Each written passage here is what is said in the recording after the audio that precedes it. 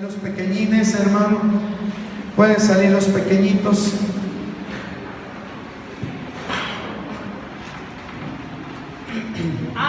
Apocalipsis capítulo 2. Vamos a retomar.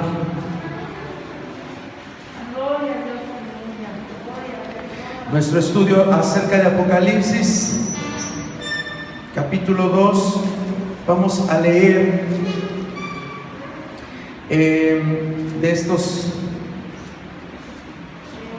este capítulo. Vamos a leer los versos 12 al 17.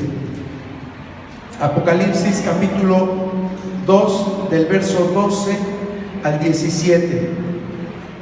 Dice así la palabra del Señor. Leo el 12, usted el 13 y nos unimos en el 17. Dice la palabra: y escribe al ángel de la iglesia en Pérgamo, el que tiene la espada aguda de dos filos, dice esto: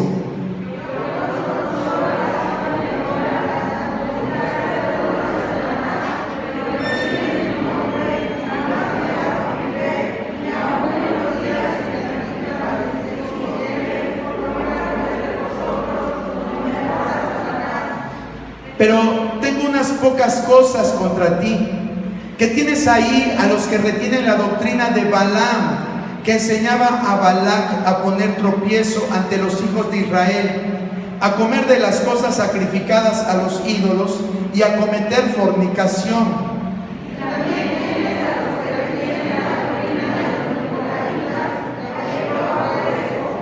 Por tanto, arrepiéntete, pues si no, vendré a ti pronto y pelearé contra ellos con la espada de mi boca. Todos juntos. El que tiene oído, oiga lo que el Espíritu dice a las iglesias. Al que venciere, daré a comer del maná escondido, y le daré una piedrecita blanca, y en la piedrecita escrito un nombre nuevo, el cual ninguno conoce sino aquel que lo recibe. Puede sentarse en esta hora, hermano.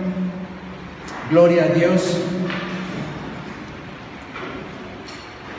Vamos a meditar ahora en esta otra iglesia. ¿Cuántas llevamos, hermanos? ¿Cuántas iglesias llevamos vistas? Bueno, hemos visto dos y esta sería la tercera, ¿verdad? Vamos a ver entonces este mensaje a la iglesia de Pérgamo. Pérgamo era una ciudad que se sabe que desde el 700 antes de Cristo ya existía. Sus orígenes no son muy claros, pero lo cierto es que estuvo bajo el dominio persa, bajo el dominio griego y posteriormente bajo el dominio romano. Era una ciudad muy popular, una ciudad muy famosa, porque aquí se tenía la segunda biblioteca más grande de aquellos tiempos. Y en aquel tiempo pues no había redes sociales, no había cines, no había centros comerciales, no había tanto lugar recreativo. Entonces la gente lo que ocupaba muchas veces, como vamos a llamarle distracción, era la lectura. Y entonces una biblioteca era muy popular en aquellos tiempos. Sí, hoy hasta la cierran, ¿verdad? Aquí teníamos una muy bonita, pues creo que ya hasta la cerraron aquí en nuestro municipio. Pero en aquellos tiempos, que una ciudad tuviera un estadio, que tuviera una biblioteca, que tuviera templos para las grandes divinidades, eso era el atractivo de toda ciudad. Entonces, vuelvo a repetirles, uno de sus máximos atractivos de Pérgamo era su biblioteca, con más de 200 volúmenes, es decir, libros o pergaminos de aquel tiempo, dentro de sus instalaciones. La primera era Alejandría, la primera biblioteca. ¿Qué otra cosa tenía? Tenía también aquí un centro de salud, vamos a llamarlo así, un centro de salud que también era entre hospital y entre templo, ¿sí? Era entre hospital y entre templo. ¿Por qué?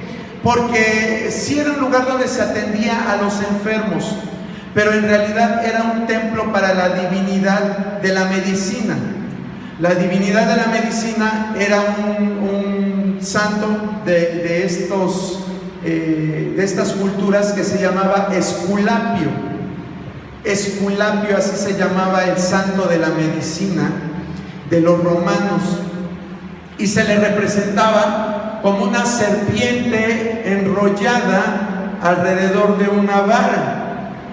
Sí, ese era el símbolo. De hecho, si usted se pone a buscar el símbolo de medicina, se va a dar cuenta que el símbolo de la medicina es precisamente una serpiente enrollada en una vara, ¿sí? Entonces, ese símbolo viene de Esculapio y se le representaba a este dios pagano como una serpiente. La gente era tan devota a este dios pagano que los cultos que le rendían dentro del templo, y para que la gente sanara, tenían que ir en la noche. La gente enferma iba en la noche y se quedaba ahí en el templo a oscuras.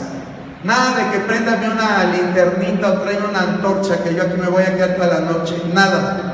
Se quedaban a oscuras porque en eso consistía el rito de sanidad. Tenían que estar a oscuras, y ya que estaba cerrado el templo en la noche, soltaban serpientes. Y ahí tenía que estar la gente quietecita. Y si una de estas serpientes pasaba por encima o tocaba a las personas, esas personas automáticamente recibían la sanidad, ¿sí? Así era el rito. Tenían que estar ahí toda la noche esperando que la serpiente los tocara. Y ya una vez tocados, pues la gente salía sana. Es lo que dice la historia, ¿sí? Es lo que dice la historia. Satanás tiene poder para sanar, hermano. Satanás tiene poder para sanar, ¿sí? Es uno de sus estratagemas que usa también para atraer a gente, para desviar a la gente hacia su camino de tinieblas. Entonces debemos de tener mucho cuidado, porque hoy hay mucha teoría, mucha filosofía que está infiltrada en el pensamiento de la nueva era, que uno de sus propósitos de la nueva era es que la gente reciba tanto sanidad emocional como sanidad física, ¿sí? Yo no sé si usted ha escuchado de la nueva era. Generalmente nunca se le menciona por su nombre. Siempre se les dicen terapias alternativas. Terapias alternativas. Y hay muchas terapias alternativas, porque lo que hace esa ideología o esa creencia o ese conjunto de creencias que la nueva era lo que hace es que toma de varias creencias, de varias religiones, y las une para que se piense que haya armonía, para que se logre el pensamiento de que todos los caminos conducen a Dios, pero no es así. Entonces debemos de tener cuidado con esto. ¿Por qué salió esto? Porque le estoy diciendo que ahí en Pérgamo había un templo a Esculapio, y dentro del templo se hacían sanidades. Se hacían sanidades. Hoy quizás la gente no espera que le pase una serpiente por el cuerpo para sanar, pero está el Reiki, que es a través de imposición de manos, una de esas doctrinas de la nueva era. Están las regresiones que usan los parapsicólogos, los metafísicos, las declaraciones positivas y un montón de cosas que están hoy en nuestro día, y que muchos cristianos caen en esas cosas. Entonces debemos tener cuidado. Aquí también estaba un templo a una de las divinidades más grandes de aquellos tiempos, el templo o el trono de Júpiter. En muchos lugares habían templos a Júpiter, pero en Pérgamo estaba lo que le decían el trono de Júpiter. Ahí estaba el trono de Júpiter asentado. Júpiter era la mayor divinidad de los romanos, y ahí tenían ese templo a este dios Júpiter. Entonces era un lugar, Pérgamo, muy pagano, muy pagano. Pero en medio de ese lugar había iglesia de Cristo, había iglesia que había conocido del Señor, había un remanente apartado para el Señor. Y vamos a ver acerca de esta iglesia. Vamos entonces a introducirnos ya al estudio. Vamos a estudiarlo como lo hemos venido haciendo con las otras iglesias, a través de los 5 puntos básicos que tienen en común estas iglesias. El remitente, es decir, ¿quién estaba escribiendo a la iglesia? El remitente es Jesucristo mismo, nada más que ahora se pone un título diferente. Se pone un título diferente. Por ejemplo, con la iglesia de Esmirna, su título fue el que estaba muerto pero vivió, el Alfa y la Omega. Con estos 2 títulos se presenta a Esmirna, la iglesia sufriente. Pero a Pérgamo se presenta como el que tiene la espada aguda de 2 filos. El que tiene la espada aguda de 2 filos. Es decir, aquí se pone en otro perspectiva Jesucristo. Ya no es el que viene con palabras de consuelo a decirle, aunque estás sufriendo, tú sabes que hay vida eterna, que yo te voy a dar vida eterna. Ahora viene y se presenta como el que tiene la espada aguda de 2 filos. ¿Qué representa la espada aguda de 2 filos? Si alguien quiere leer Hebreos 4:12, muchos se lo saben de memoria. ¿Qué significa esta espada aguda y de 2 filos? Si alguien lo quiere leer, por favor.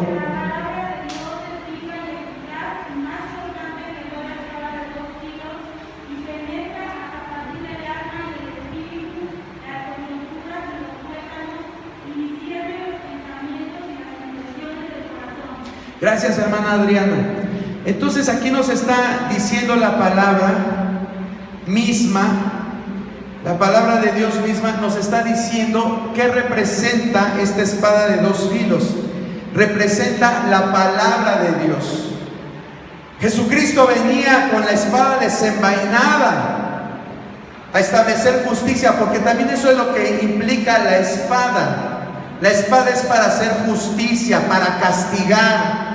Cuando tú ves que una persona, hoy yo sé que no es fácil ver una persona con espada, más bien vemos sicarios con pistolas, ¿verdad?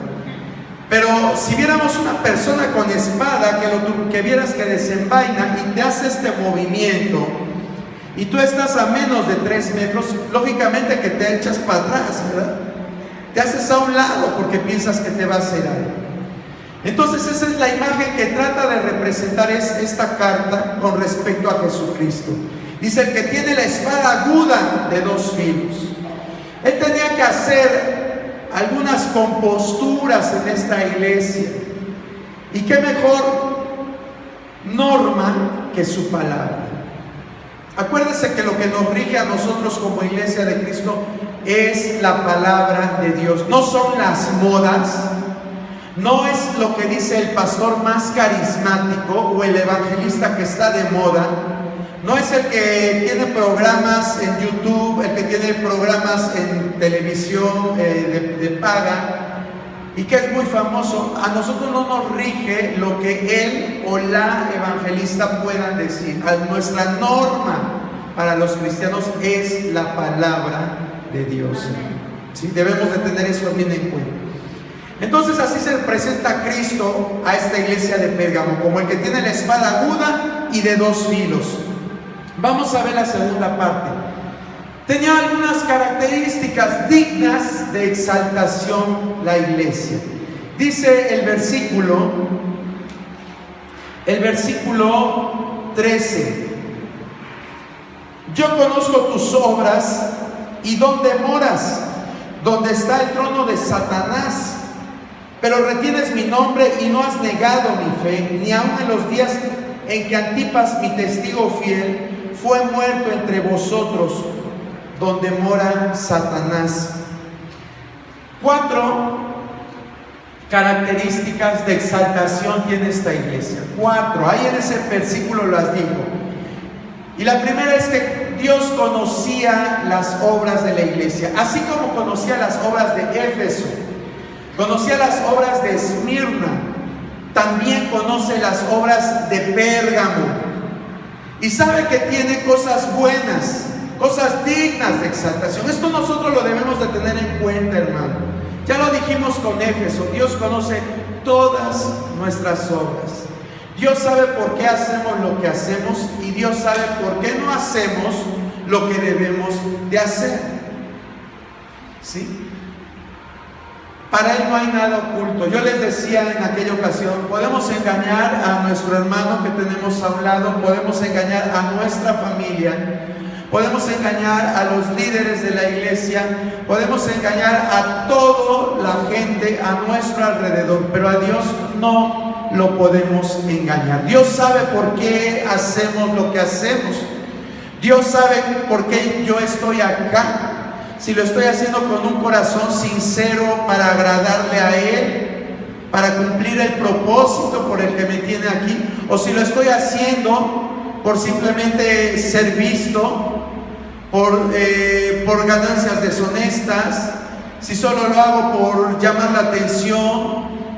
Por muchas cosas puede ser que uno esté sirviendo al Señor, pero Dios de todas las cosas tiene cuenta. Entonces, veamos cómo es algo importante para Dios las obras que nosotros hacemos. Dios le dice a esta iglesia: conozco tus obras, conozco dónde moras, conozco dónde estás. Dios sabe, hermano, en dónde estamos. Él sabe los problemas que tú puedas tener en tu trabajo, los problemas que tú puedas tener en tu escuela. Conoce tus necesidades. Conoce si quizás en tu mismo hogar tienes luchas, tienes pruebas. Tratan de desanimarte porque sabes que la palabra de Dios, Jesús mismo dijo que los de tu casa iban a ser tus enemigos. Cuando no hay convertidos en tu casa, esas personas con las que vives son tus enemigos. Jesús mismo lo dijo. Los de tu casa vienen a ser tus enemigos. Y Él sabe las condiciones por las que pasas. Él conoce las circunstancias en las cuales tú vives. Por eso Dios le dice a esta iglesia: conozco dónde moras. Conozco que ahí en esa ciudad está el trono de Satanás. ¿A qué le llaman el trono de Satanás? El trono de Satanás era el mismo trono de Júpiter, hermano. Ahí se hacían unas celebraciones, unas ceremonias completamente paganizadas en su nivel máximo para este Dios. Y ahí Dios le llama. No fue el apóstol Juan el que le puso así, fue Jesucristo, que se refiere a este lugar como el lugar donde está el trono de Satanás. ¿Sí? Donde está el trono de Satanás.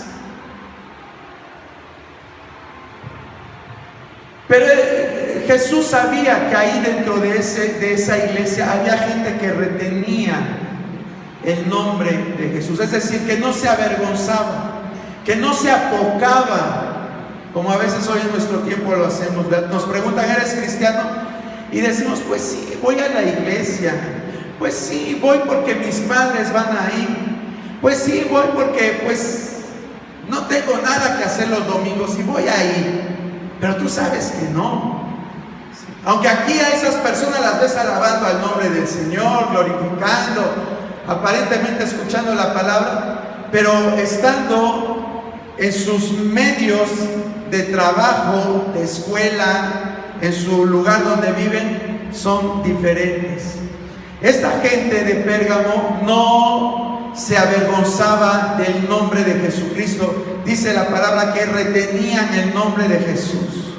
No importaba que fueran pocos en la iglesia, retenían el nombre de Jesús.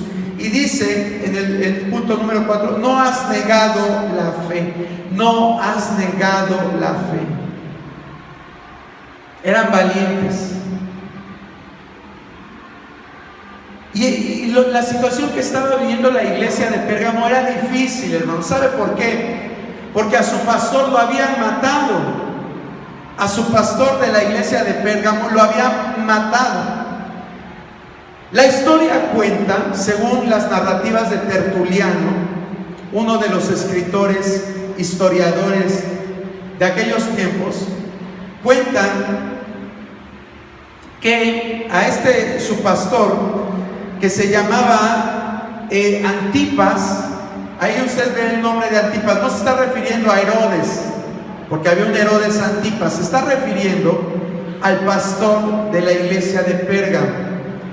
A este pastor lo toman prisionero y le pidieron que adorara a Esculapio, al dios de la medicina. Y él, como no lo quiso hacer, entonces lo metieron en un caldero de agua hirviendo y ahí murió Antipas. Murió Antipas. Y la iglesia quedó aparentemente sin pastor por un tiempo. Quedó sin pastor por un tiempo. ¿Sí? Aquí no nos dice de la muerte de Antipas, vuelvo a repetirlo, está en las memorias de Tertuliano. ¿Sí? Pero lo que sí dice la Biblia es que aún en los días en que Antipas, mi testigo fiel, fue muerto entre vosotros, donde mora Satanás. Entonces imagínense, se muere el pastor. Con esto también debemos de observar una cosa, hermano. A veces nos enojamos porque Dios nos quita a personas. A mí me ha pasado, me pasó, ya les expliqué una vez por qué. Y decimos, pero ¿por qué esa persona se va? ¿Por qué Dios te la llevas? Si hay tantas personas malas, ¿por qué no se fueron? Podrían haber dicho algunos de los miembros de la iglesia de Pérgamo. ¿Por qué no se fueron los seguidores de Balaam? ¿Por qué no los echaron a ellos al caldero? ¿O por qué no echaron a los seguidores de las enseñanzas de los nicolaitas en el caldero? ¿Por qué tenían que matar a Antipas, que era nuestro pastor? Pero Dios de todo Dios es soberano. Dios es soberano, a Él no le podemos reclamar nada porque Él es el que nos da la vida, Él es el que nos da los años de vida, el que tiene determinados los años para cada uno de nosotros, hermano. No es la casualidad, no depende de los medicamentos que te tomes, ni porque vayas a ver al curandero o al brujo y te haya pronosticado larga vida. Depende de Dios la vida. ¿Sí? Dios, esta iglesia entonces estaba pasando por esta situación, pero había unos que permanecían fieles. Sin embargo, vamos a la tercera parte, que son las características de exhortación. Dios le dice a esta iglesia en el verso 14: pero tengo unas pocas cosas contra ti, que tienes ahí a los que retienen la doctrina de Balaam, que enseñaba a Balac a poner tropiezo ante los hijos de Israel, a comer de cosas sacrificadas a los ídolos y a cometer fornicación. Fíjese lo que estaba pasando en la iglesia de Pérgamo. Y también en el 15 dice: y también tienes a los que retienen la doctrina de los nicolaitas, la que yo aborrezco. Se habían infiltrado dentro de la iglesia dos grupos con dos enseñanzas. Unos eran los de la doctrina de ¿quién?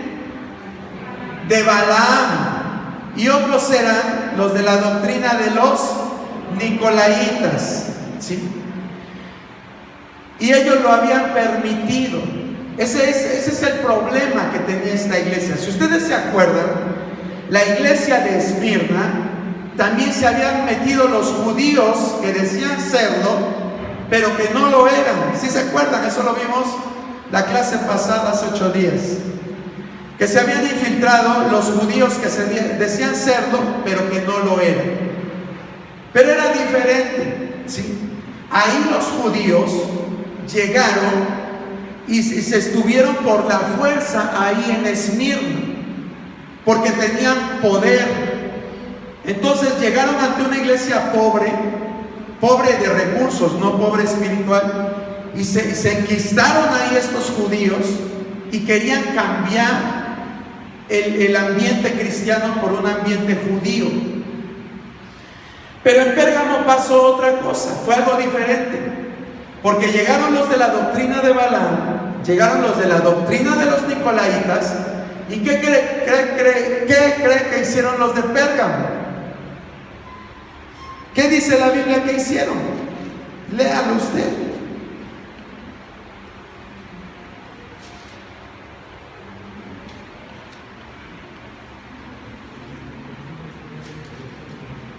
¿Qué hicieron los de Pérgamo?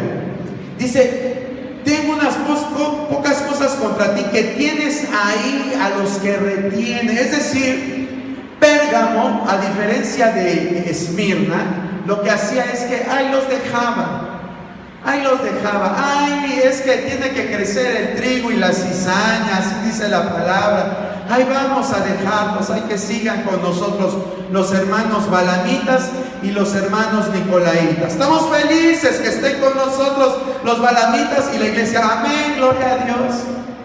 Y ahí seguían estas dos corrientes doctrinales, los balamitas y los nicolaitas. De los balamitas, ¿qué podemos saber? Balaam era un profeta pagano, al cual uno de los reyes cananeos le propone que maldiga al pueblo de Israel. Balaam le dice a Balaam: maldice al pueblo de Israel. Pero Balaam dice: yo no lo puedo maldecir. No lo puedo maldecir, y no lo maldijo, por más que le insistió Balac a Balaam para que lo maldijera. Balaam dijo: no lo puedo maldecir. Pero hay algo que podemos hacer para dañar a los israelitas. Hay algo que podemos hacer para dañar a los israelitas. Yo quiero que leamos unos pasajes para que vea usted que no le estoy mintiendo. A ver, vamos a leer en Números 25, 1 y 3. Números 25, 1 y 3. A ver, vamos a invitar a quien nos quiere leer.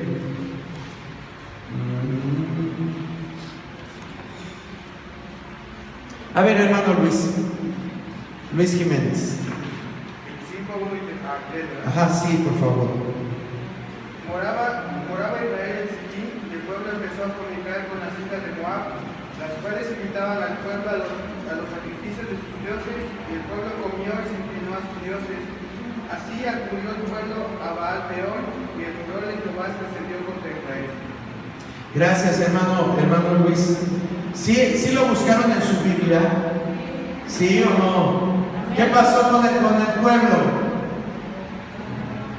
¿Qué pasó? Empezaron a fornicar y a comer del ofrecido a los dioses paganos. Y todo esto por influencia de Balaam. Ve usted lo que dice ahí mismo en Números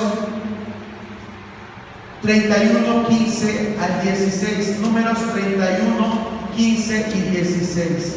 Números 31, 15 y 16.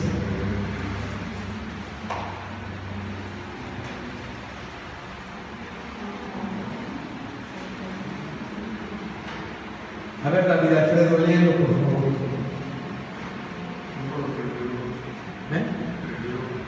¿Vale?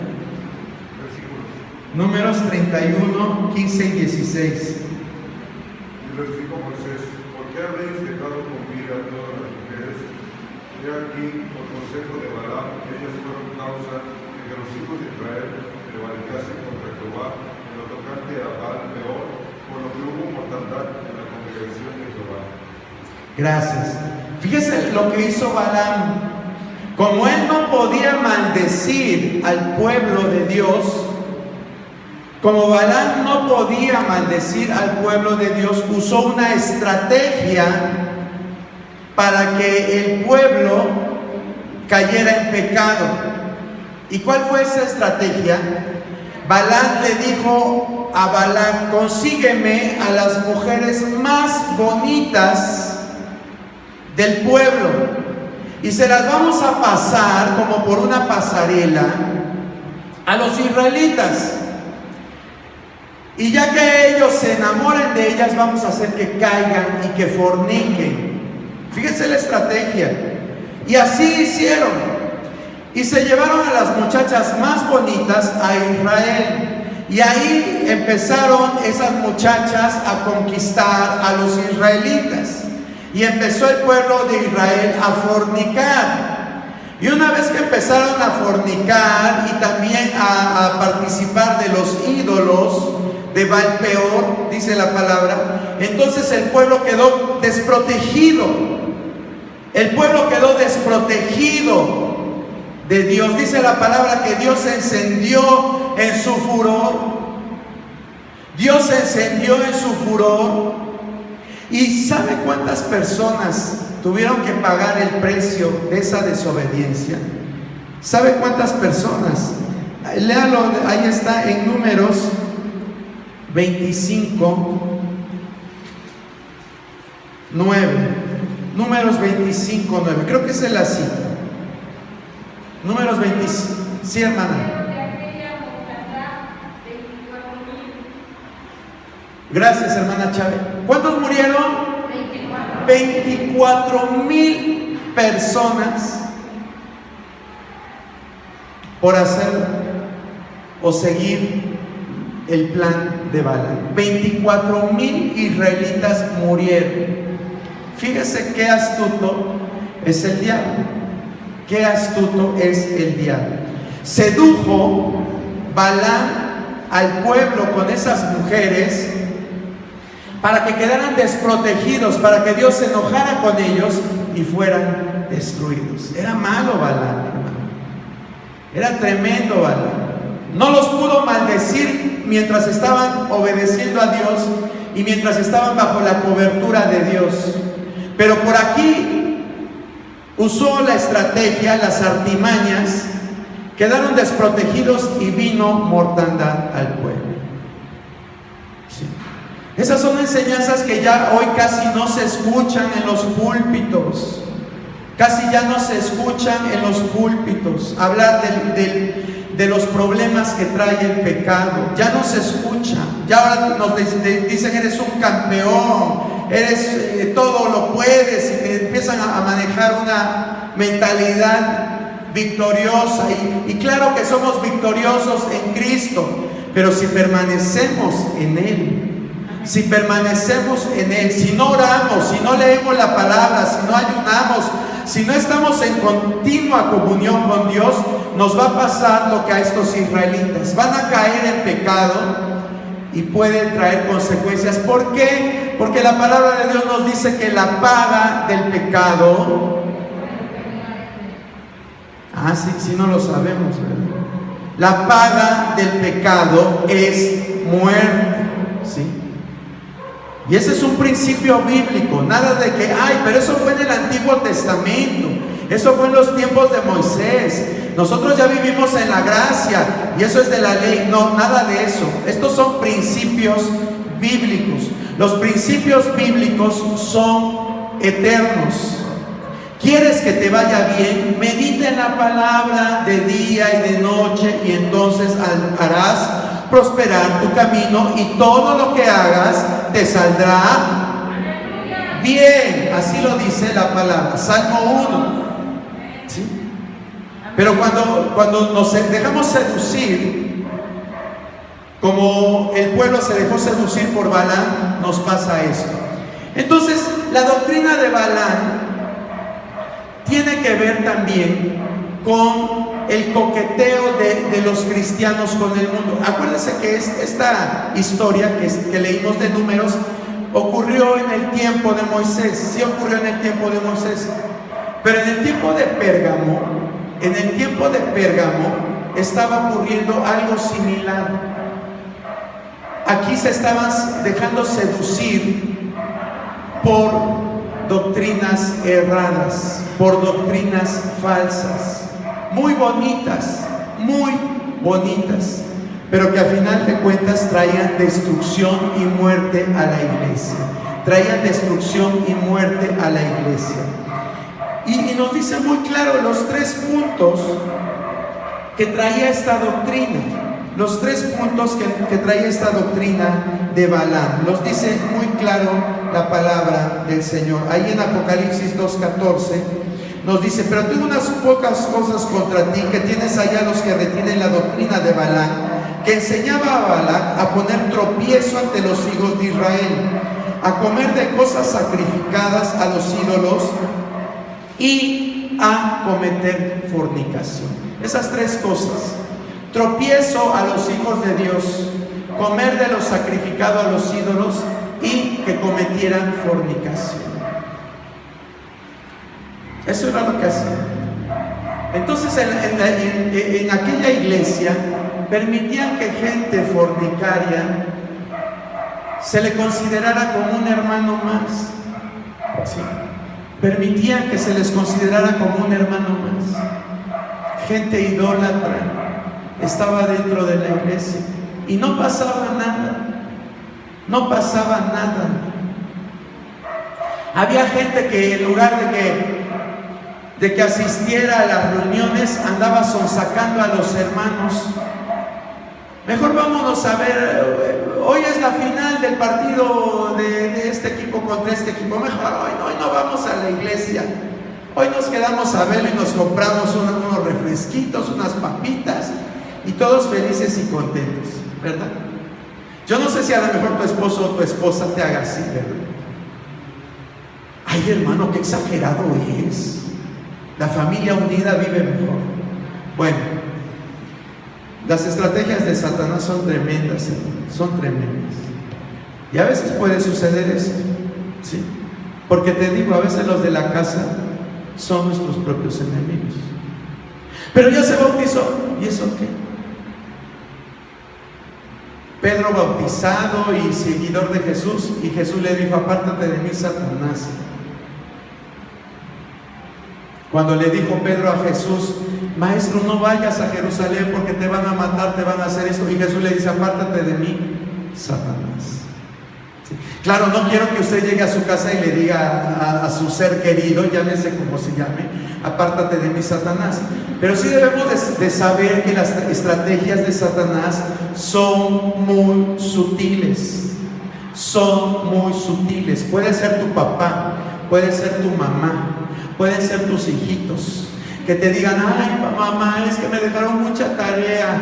Sí, o sea, toda la tarde, de 3 de la tarde a 6 de la tarde, el niñito jugando videojuegos, viendo películas, pero dan las 6 de la tarde: ay, mamá, me dejaron mucha tarea, mejor no vamos al templo, quédate conmigo porque me da miedo quedarme solito. Y ahí la mamá: ay, sí, mi hijito, está bien, todo sea por tu tarea, porque seas una persona muy productiva.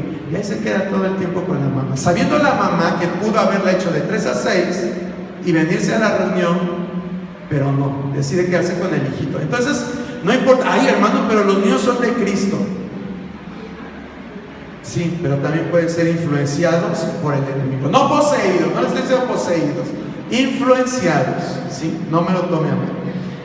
Entonces así era, Balaam estaba ahí dentro de la iglesia de Pérgamo, y la iglesia de Pérgamo: ay, qué bueno que estás con nosotros, Balaam, qué bueno que están con nosotros los hermanos balamitas. Y los nicolaitas lo mismo, ¿sí? Los nicolaitas, ya habíamos hablado de los nicolaitas en la iglesia de Éfeso, que también Jesús le dice a la iglesia de Éfeso: pero yo aborrezco las obras de los nicolaitas. Los nicolaitas actuaban diferente de los balamitas. ¿Por qué? Porque los balamitas influenciaban a la iglesia, la trataban de mundanalizar por abajo del agua. Así actuaban los de Balaam, la trataban de mundanalizar por abajo del agua. Pero los nicolaitas no. Los nicolaitas buscaban los lugares de liderazgo, buscaban posición. Los nicolaitas, ¿sí?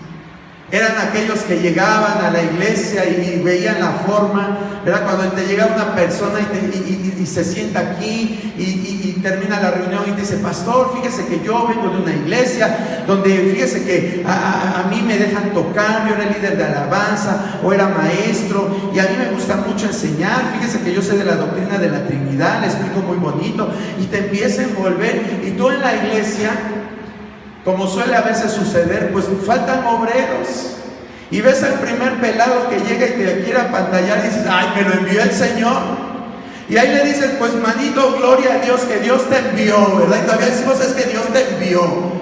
Y te envió supuestamente, pero ya cuando pasa el tiempo, ya lo pusiste de líder, ya lo pusiste de maestro, y te das cuenta que no es la persona que decía ser, que te está empezando a atacar, que está enseñando otras cosas, que está desviando al pueblo.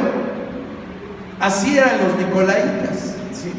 Entonces vean las dos formas en que el enemigo puede entrar a una iglesia. A través de la estrategia de Balaam o a través de la estrategia de los nicolaítas. Pues esta iglesia de Pérgamo sin pastor fue presa fácil de estas corrientes de filosofías humanas, de los balamitas y de los nicolaítas. Y Dios, al ver todo esto, reprende a la iglesia y le dice: arrepiéntete, no estés ahí consintiendo a esta gente, no estés consintiendo a esta gente. Ay, pero es que si lo quito del cargo, ¿qué vamos a hacer? Él ya tiene mucha gente ganada, me va a dividir la iglesia. Nada, no va a pasar nada, porque la iglesia es de Dios. Se van a ir aquellos que se quieran desviar, pero mientras la iglesia permanezca fiel a la doctrina de Dios, Dios va a respaldar su obra, hermano. Dios va a respaldar su obra. De aquí han salido gente así, de aquí ha salido gente así, y la iglesia sigue en pie, eso se lo puedo decir, y va a seguir en pie. Así venga un ángel o una persona que se considere gran siervo de Dios, dice la palabra que si trae otro evangelio, sea considerada anatema, maldito. Vete de aquí, vete de aquí, no estés pudriendo. Todos conocemos el ejemplo de la manzana podrida en medio de las manzanas sanas. Ya todos sabemos lo que va a pasar con esa manzana podrida.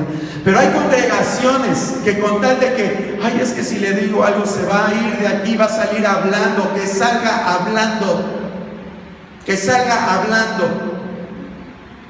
Dios va a restaurar y poner todas las cosas en su lugar. Ay, pero es que nos vamos a quedar sin líder. Nos quedamos, Dios va a proveer otro líder. Pero es que, ay, es que pobrecito, Dios es bueno, Dios es misericordioso. Sí, pero la palabra de Dios nos está diciendo que cuando venga esta gente, tenemos que encararlas con la palabra de Dios. No estarlas apapachando, no estarlas apapachando. Eso es lo que Dios quería que la iglesia hiciera. Por eso es que Él se presenta como el que tiene la espada de dos filos. Él les está diciendo a la iglesia: dejen de hacerle caso a esas doctrinas cerradas. Usen la palabra de Dios, que es la espada de dos filos, para que vuelvan al camino, porque se están yendo torcidos. Pero aquellos, como a los de Pérgamo les estaban hablando bonito, pues ay, vamos a seguir apapachando aquí a estos hermanitos que piensan un poquito diferente a nosotros. Piensan un poquito diferente a nosotros, pero ahí podemos seguir. ¿Sí? No. Dios aquí nos está dando un claro ejemplo, que cuando se vienen estas doctrinas y se empiezan a infiltrar en la iglesia, debemos de tener mucho cuidado, porque son doctrinas pegajosas, son doctrinas llamativas, son doctrinas que, así como esas canciones muy pegajosas, pero que las escuchas y no tiene nada de sentido, ¿sí? Las escuchas y no tiene nada de sentido. Ya cuando te das cuenta ya estás y bueno, ¿y eso qué? ¿Qué tipo de canción es esa? Pero ahí está la gente y la vuelve el número uno. Así son las doctrinas erradas, ¿sí? Son muy llamativas, se te pegan con facilidad. Por eso Pablo le dice en sus cartas a los cristianos: ¿quién te fascinó? ¿Quién te fascinó? Yo estuve ahí tanto tiempo enseñándote. Cada 8 días, cada reunión yo te enseñaba, ponía empeño en que aprendieras. Pero ¿quién te fascinó tan rápido para que te olvidaras de la sana doctrina? Por eso Dios le dice a esta iglesia: arrepiéntete, deja de estar de comodina, deja de estar apapachando a esos balamitas, deja de estar apapachando a esos nicolaitas y arrepiéntete, porque si no, dice, pelearé contra ellos con la espada de mi boca. Pelearé contra ellos con la espada de mi boca. Dios venía dispuesto a hacer algo. Desgraciadamente, las falsas doctrinas es como el cáncer, hermano. Ya se los había dicho. Empieza por una celulita. El cáncer empieza por una celulita, hermano. Una célula que no la podemos ver a simple vista, pero que empieza a reproducirse, a reproducirse, a reproducirse.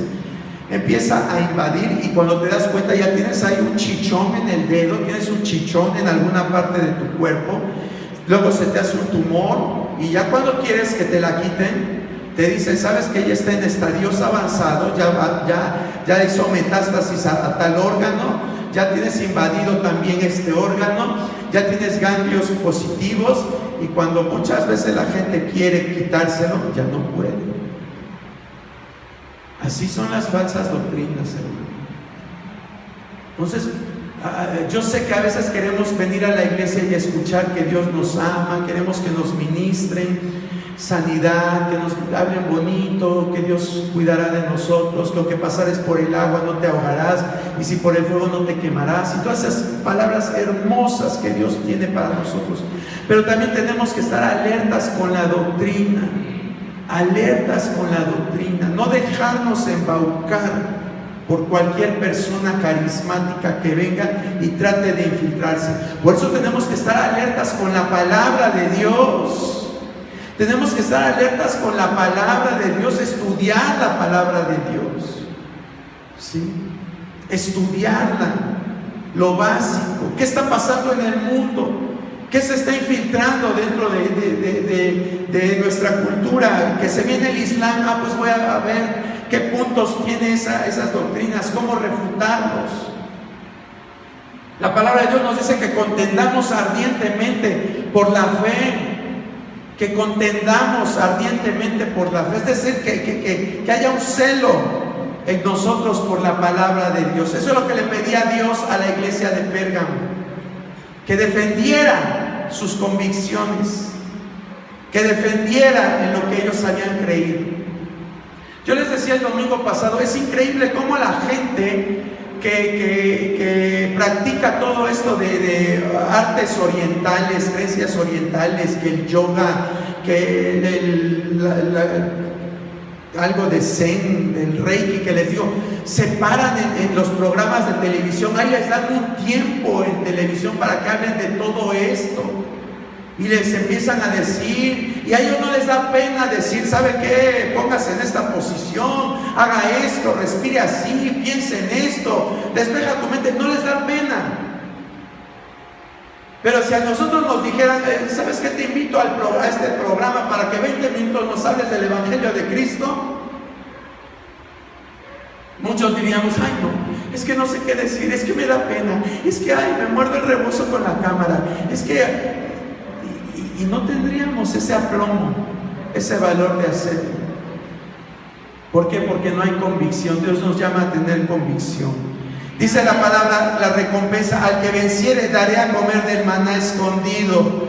¿Cuál es el maná escondido? El maná era el alimento espiritual. Dios te promete que si tú vences, que si tú eres fiel, que si tú tomas las recomendaciones que Dios le estaba dando a la iglesia de Pérgamo, Dios te va a sentar en un lugar. Dice: aquí yo estoy a la puerta y llamo. Si alguno entra, oyere mi voz y abriere la puerta, entraré a él, cenaré con él y él conmigo. El pan era un símbolo de intimidad. Dios quiere que tengamos esa relación íntima con Él, que compartamos ese tiempo con Él, esa intimidad. Eso es lo que representa el maná escondido. Es algo que Él tiene únicamente para los que les aman. Y les daré una piedrecita blanca. No crea que una piedrecita ahí de grava, bueno, todas son útiles, ¿verdad? Pero se está refiriendo a una piedra preciosa, a una piedra preciosa. Dios te va a dar un nombre especial, así lo dice, te va a dar un nombre especial. Yo no sé si cuando tú ibas a la escuela o en algún lugar, alguien te llamó de una forma bonita. A lo mejor ganaste una olimpiada, ganaste una carrera, ganaste un concurso de poesía, de oratoria o de cualquier otra cosa. Y te dijo el maestro o te dijeron tus compañeros: ese es mi gallo, eres mi campeón. ¿Y tú cómo te sentías?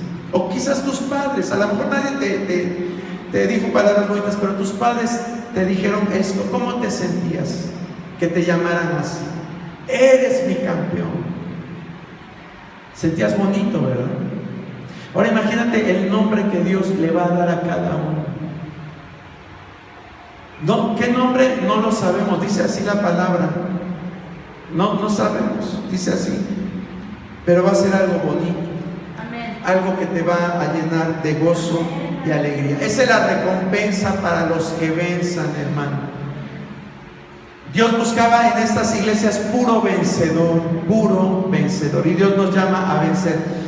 También acuérdense que yo le dije que estas iglesias representan 7 periodos de la vida cristiana. 7 periodos de la iglesia cristiana. 7 periodos.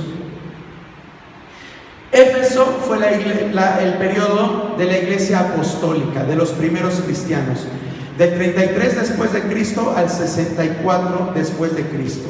La gente andaba, dice que todo tenían en común, todo lo compartían, se reunían en la casa todos los días, alababan y glorificaban a Dios, y Dios iba añadiendo a la iglesia a aquellos que iban a ser salvos.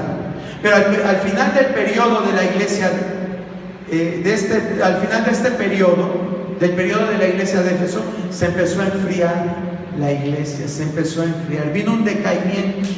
Entonces Dios trae otro periodo, que es el periodo de Esmirna, un periodo que abarcó desde el 64 hasta el 313, ¿sí? Donde hubo 10 grandes persecuciones por 10 grandes emperadores.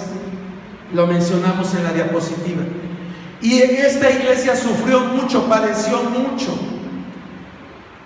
Esa iglesia fue la iglesia más fiel de todos los tiempos, porque solamente eran cristianos los que en verdad eran cristianos, los que estaban dispuestos a dar su vida por Jesucristo. Aquellos que aunque tuvieran un bebé de brazos, no les importaba ir al Coliseo y entregar a su hijito y ellos morir por Jesucristo. Esos eran los verdaderos cristianos de todos los tiempos. Pero terminó ese periodo cuando Constantino, el emperador romano, hace del cristianismo la religión oficial del imperio romano. Entonces todo se relaja, todo se relaja. Los cristianos gritaron: aleluya, gloria a Dios, ya podemos alabar a Dios con todo nuestro corazón, y se regocijaron. Pero ve usted cómo lo que para el hombre puede ser bueno, para Dios no lo es tanto. ¿Por qué? ¿Qué pasó en este periodo de Pérgamo, que abarca del 313 al 606? De Constantino hasta la fundación del papado católico romano.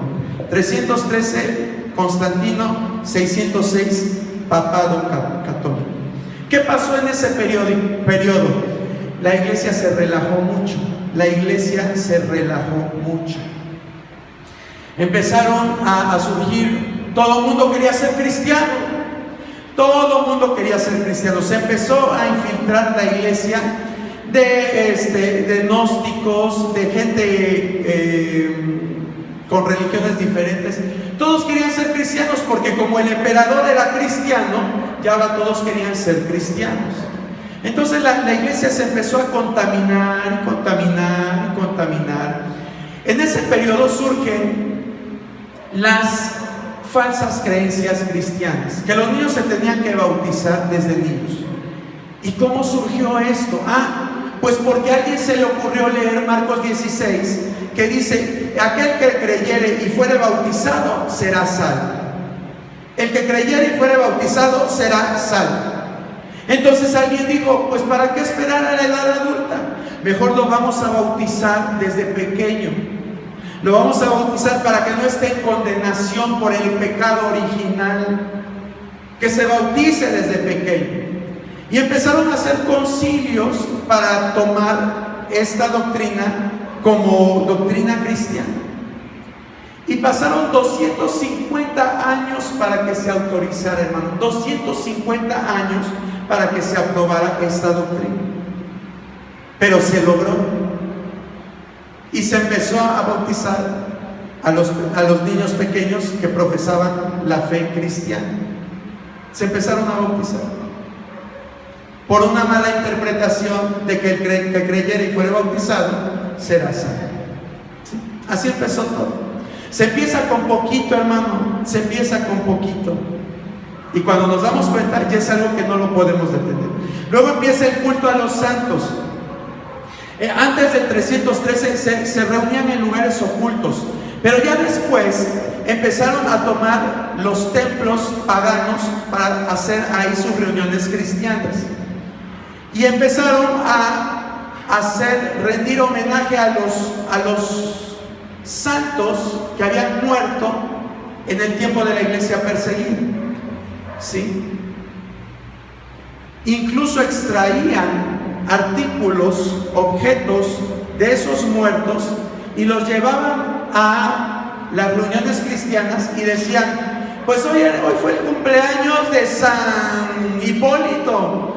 Aquí tenemos, fue un hombre muy creyente, murió en las fauces de los leones, su esposa murió trágicamente, sus hijos todos murieron. Es justo que le hagamos un homenaje en esta hora, en esta reunión. Vamos a hacerle homenaje a San Hipólito.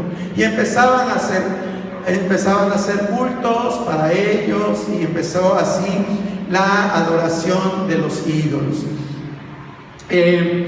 Después dentro de 8 días con otro y a ver, ¿cómo le vamos a poner esta iglesia? Pues ya no le podemos poner por el nombre de la ciudad, porque aquella iglesia ya también se llama templo de Samaria, vamos a poner. Aquí ya no se puede llamar Samaria. ¿Cómo le ponemos? Pues vamos a ponerle San Atanasio, y allá Santa Clara, y allá Santo no sé qué. Y así empezó todo esto, así con poquitos. Y luego dentro de las reuniones, no, pues es que nosotros a Júpiter le teníamos un coro de 100 voces y lo teníamos bien iluminado con antorchas de tal calibre. Tenemos que hacer algo bueno, ¿sí? Tenemos que rendir, que este lugar de adoración al Señor se vea bonito. Y empezaron así a hacer de los templos grandes lugares de adoración. ¿Sí? Como hoy también hay muchos lugares cristianos que quieren ver, ¿verdad? Cosas espectaculares en la iglesia. Oiga, pastor, y si le ponemos luz azulita y verde y amarillo, y mientras esté la alabanza, hacemos que se vea así bonito y que ilumine bonito. Se va a ver bien bonito, pastor. Bueno, pues ¿qué de malo tiene, verdad? Pues hay que luzca bonito. Y si les ponemos unas pantallas así enormes para llamar la atención, bueno, pues ¿qué tiene de malo? Y si echamos humito para que el que esté cantando de momento salga entre el humo y se vea así bien espectacular, bueno, pues ahí. Y ya después se vuelven las discos cristianas. Y eso está pasando en las iglesias. Pero ¿sabe que esto que pasa hoy no es nuevo? Así pasó en el tiempo de Pérgamo, del 313 al 606. Así pasó, igualito. La madre de Constantino, ya son las 8. Un minuto me falta. La madre de Constantino se fue a hacer una gira por Jerusalén. Le dijo a su hijito, ¿sabes qué? Me voy allá a la Tierra Santa, voy a ver qué encuentro por allá. Pues allá se fue a desenterrar, según los restos, la cruz de Jesús. Se encontró ahí un palo según era la cruz de Jesús. Y de momento se encuentra un enfermo y le dice a este enfermo, por la cruz de Jesús vas a sanar. Y le pone la cruz al enfermo. ¿Y qué cree que pasó? ¿Qué cree que pasó con ese enfermo que le pusieron la cruz de Jesús? Sanó. Por eso le digo, el diablo puede hacer sanidades. Puedes irte a hacer yoga y vas a sanar de problemas. Puedes irte a hacer, ponerte bolas metálicas en no sé dónde y ponerte agujas y todo eso, y vas a sanar, vas a sanar. Puede ser que sanes, pero no significa que sea de Dios. Yo les dije, ¿a poco Pablo andaba, ahí está aguijón, me voy a ir a que me hagan una sesión de tal cosa, me voy a poner que me pongan las manos y salsa, la energía del gurú me va a sanar? Andaba haciendo esas visiones Pablo. Pero bueno, el chiste es que después esta mujer llega allá a Constantinopla y le dice a su hijito, mira, encontré la cruz de Cristo. Y aquel se puso a andar y todo el mundo asombrado. Hoy la cruz de Cristo ya apareció. Y andaban comprando las astillitas de la cruz de Cristo. Y así empezó la idolatría. Y así se fue infiltrando. Después ya empezaron con María. ¿Sabe cuántos años pasó para que se aceptara el culto a María? ¿Sabe cuántos años pasaron? ¿Cuánto se luchó para que se empezara a hacer el culto a María? 900 años. 900 años para que se le rindiera culto a María. Pero se logró. Se logró. Y hoy quítalo de la religión popular. Quítalo. Quítale esa creencia a la gente. Quítaselo. Pero todo empezó así por poquito. Por poquito. ¿Sí? Por poquito. Nadie empieza metiendo grandes mentiras a la iglesia. Todo empieza por poquito. Y si se tolera lo poquito, nos pasa como a Pérgamo. Así nos va a pasar. O como a el pueblo de Israel en los tiempos de Balaam. ¿Cuántos murieron? 24,000. 24,000 del pueblo de Dios murieron. Porque empezaron así por poquito. Ay, es que está bien bonita la moabita. Es que está bien bonita la cananea. ¿Qué tiene de malo? Aquí hay pura fea. Mejor me voy con aquellas que están bien bonitas. Sí, ándale. Y así se empieza, hermano, por poquito. Que Dios nos encuentre apercibidos. Que Dios nos encuentre apercibidos. Para que no caigamos en las trampas de Satanás. Póngase de pie en esta hora. Señor, te amo.